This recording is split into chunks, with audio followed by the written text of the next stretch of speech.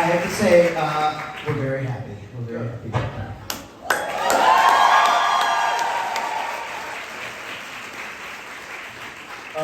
Okay, before any more impressions, shall we? Yeah. Let's There's do more it. impressions to come, but yeah, we can get somebody on a microphone and a light so we can Let there be light.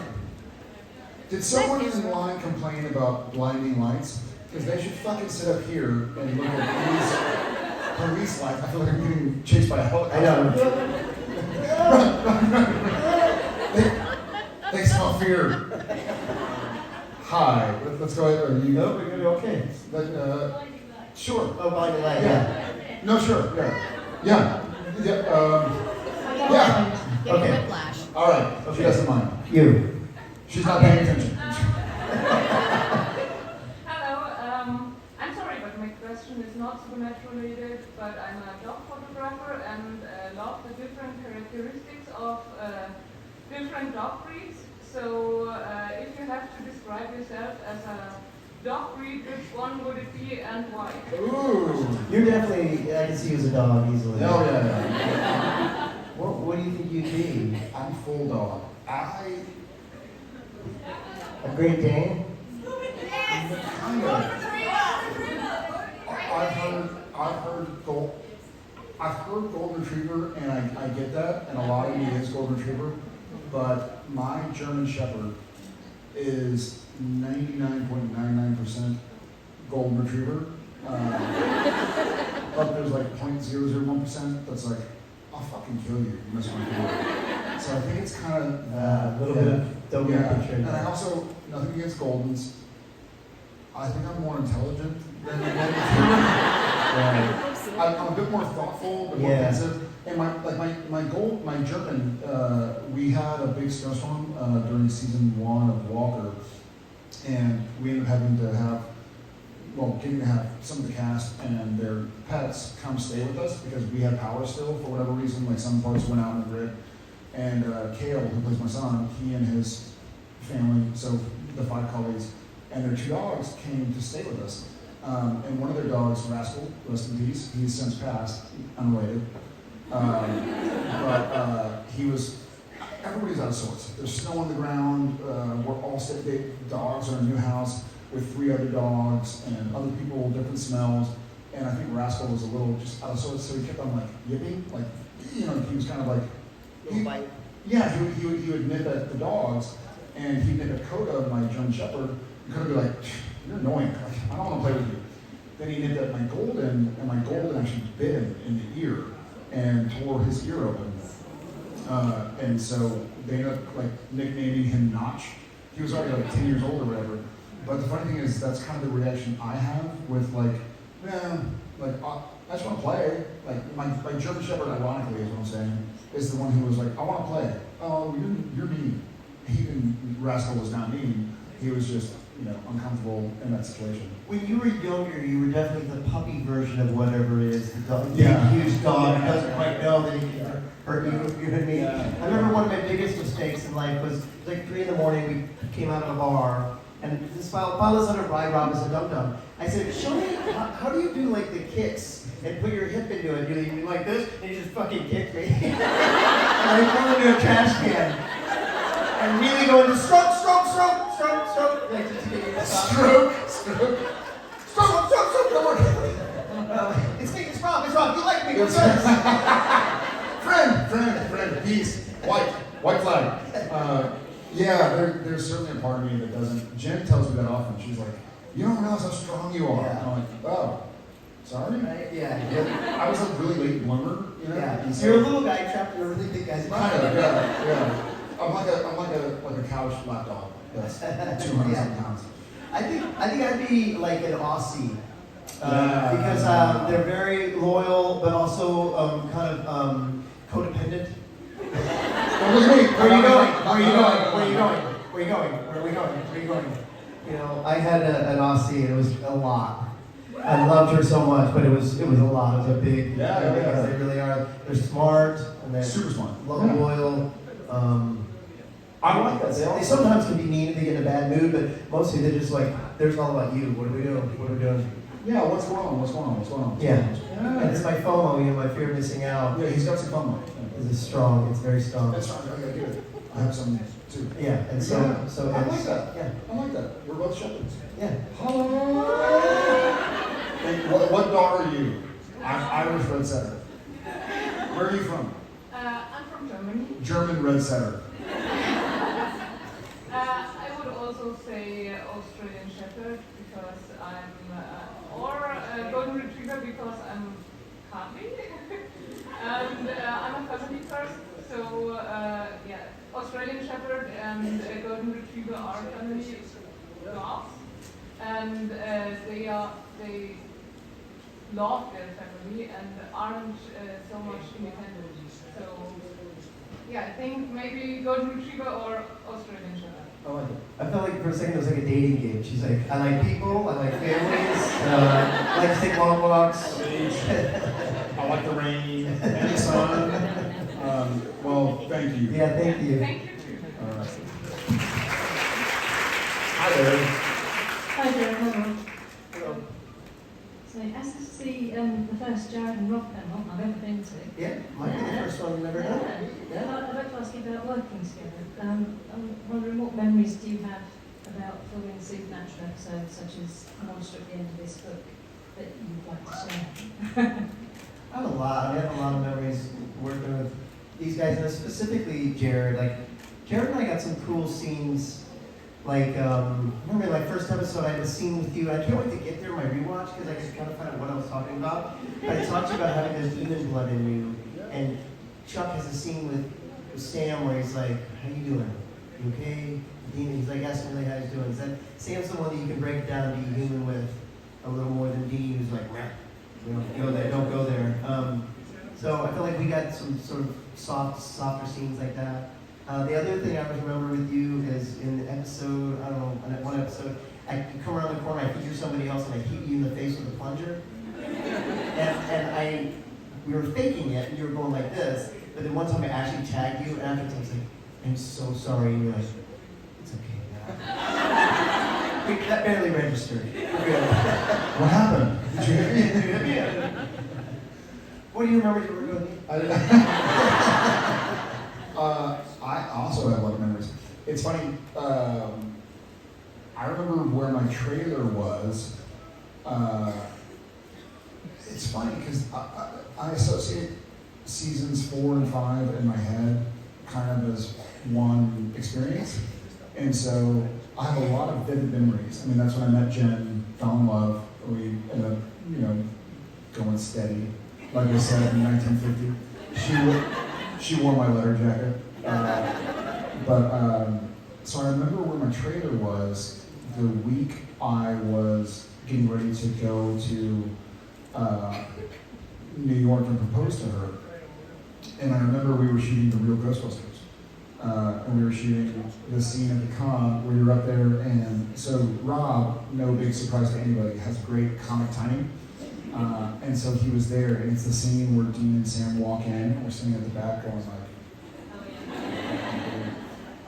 and so I forget who directed it, but they were kind of letting him vibe a little bit. There was like, "Hey, just keep talking, like you're nervous, like things are going wrong, and just kind of keep being weird."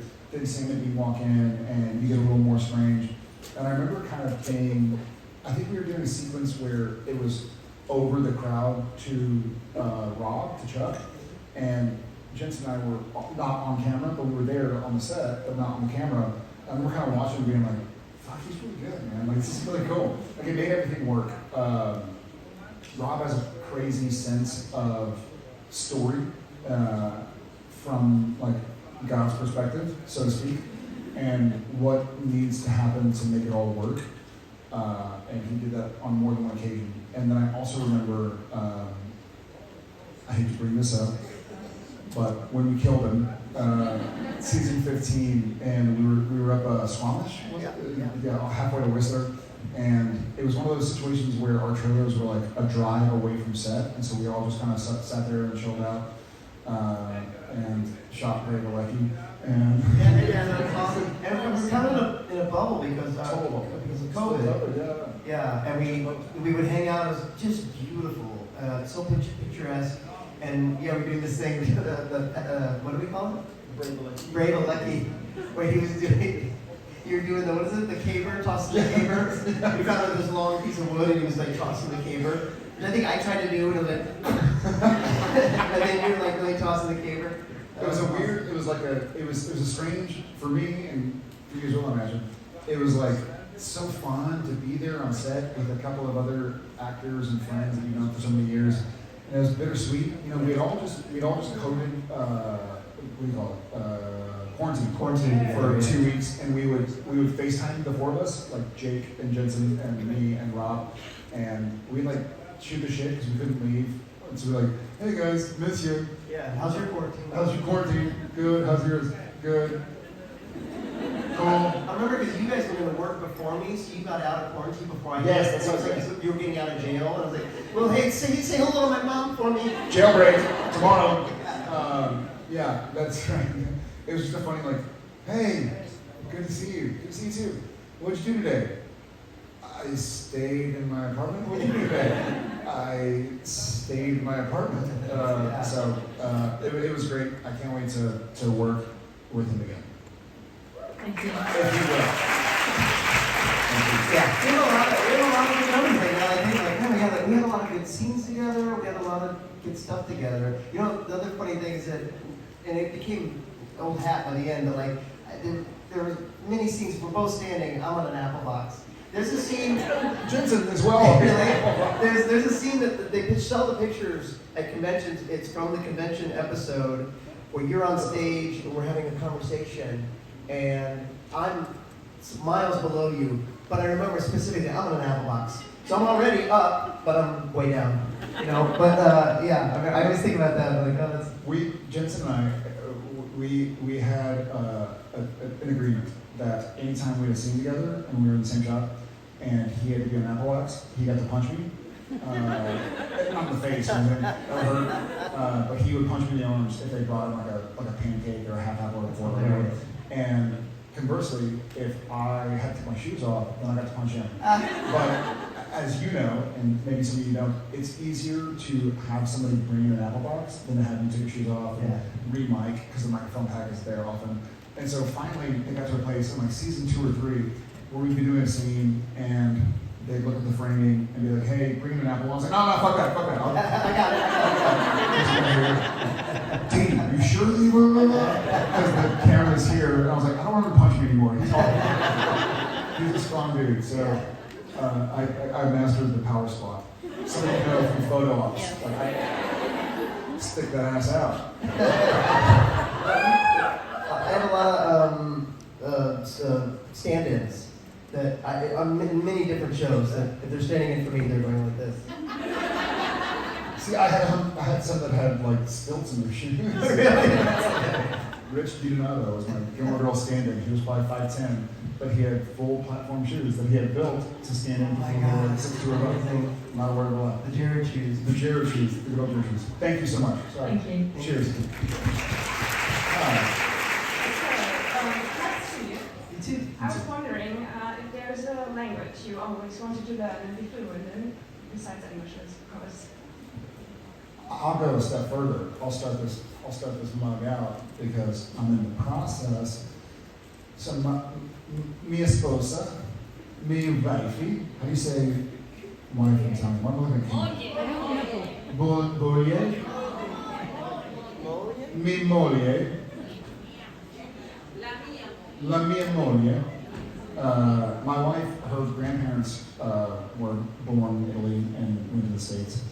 And so she found out, I think during COVID, that she can get her Italian passport, which means this Polish asshole could get his Italian passport by virtue of marriage. And I've always wanted to know and speak Italian, and so I'm going to full game set match say Italian. Wow. Yeah. And then,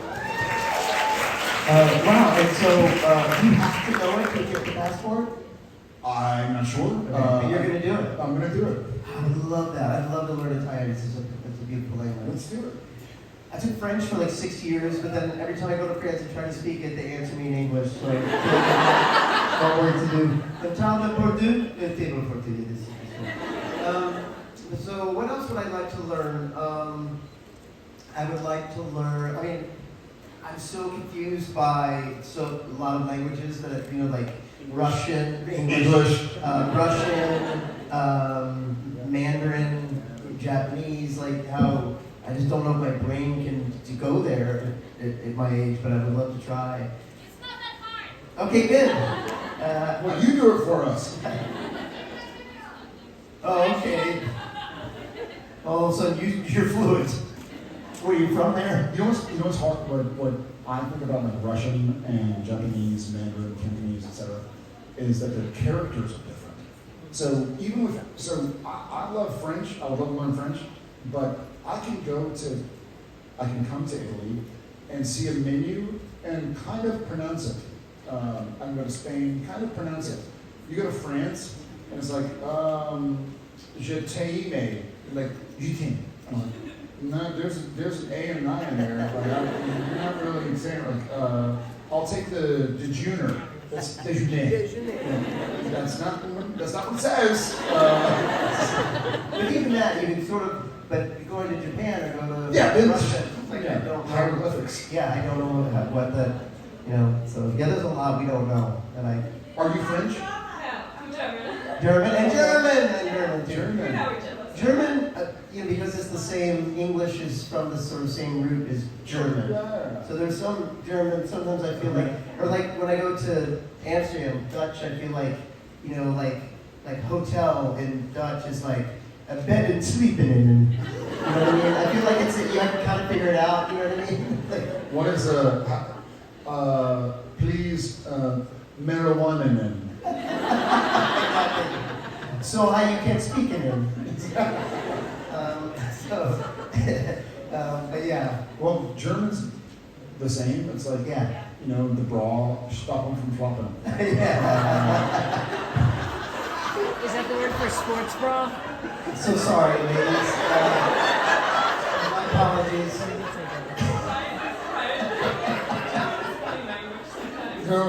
German is funny language. Jared is not a funny person. I have a lot of German in me. But we're saying. That sounds like a joke, but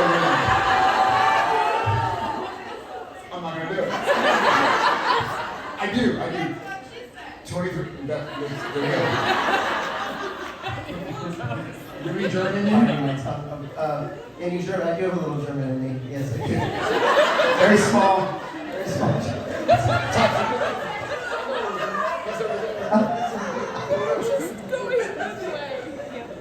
I know, I'm Say hello, Hans. No, I do have a little German in me, and I've got a little French, and I got a little Irish and Scottish. They're having a party. Actually, some Australian Shepherd. yeah. Ruth likes to say that when I did my blood test for DNA, say the second city that my blood comes from is Glasgow. I know. We could be siblings, her and I. No, but in a sexy way. Yeah, what's not sexy about that? Yeah, right? For Chuck's sake.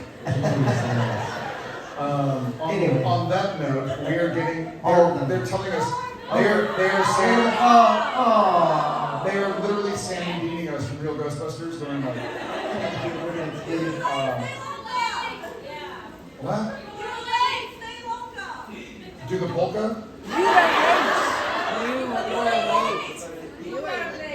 Yeah, we were late. Oh yeah, so we'll do one more. All right, one more. Yes, one last. Thank you for your question. Thank you. Hello. Hello. I'd like to know which scene in this TV show was the hardest to shoot, not from emotional perspective, but from professional. Get into a character and stuff. You know what? I'm thinking about what came to the top of my head was the scene where we take out Chuck was really difficult. For whatever reason, it was September in Canada, and it was September all over the world, I believe.